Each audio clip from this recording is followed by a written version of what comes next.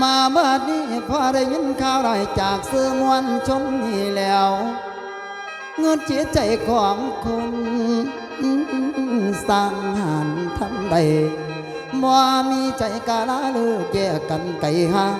ไปคนทางแก้วกำบ่มองเศร้าเก่าเสียข่าวน้องเริ่มนี้ตี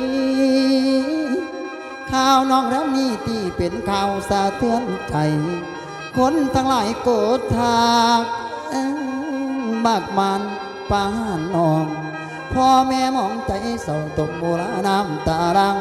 โตประวังเรื่องน้องแหลมเจ้าข่าวบ่ดีบ่ว่าน้องแหลมพี่เขตทินไทยลาวนี่แล้วดูข่าวน้ำตาไหลบักมันยี่ยำคลิปกะทำอารมณ์ให้คลิปตั้งหลายเปิ้นเปิดซอง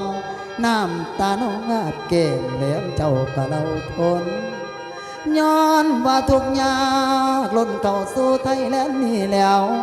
หาเงินทองจนจะส่งเสียพันทางบ้าน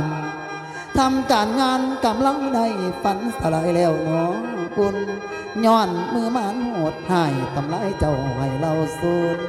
โลกมนุษย์นิ่งผากบุญเกิดแก่สาธยายนี่แล้วอันเกิดแก่เจ็บตายกับคู่กับคนเฮานี่แต่แล้วนี้ไปโลกหน้าย้อนมือมันคนสัวสังคมรับบ่ได้ทำการให้ดังหมู่มานให้เจ้ากลับสู่บ้า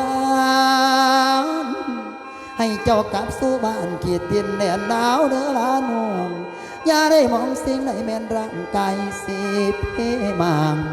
ผู้มันทำกรรมสั่งเข้าตารางแล้วลาอุ่นดวงวิญญาณอย่าได้วุ่นเป็นนางฟ้าอยู่สวรรค์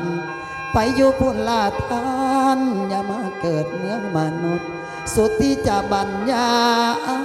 ยหมู่มานการพอจากไปดีไปให้เดาใจยาก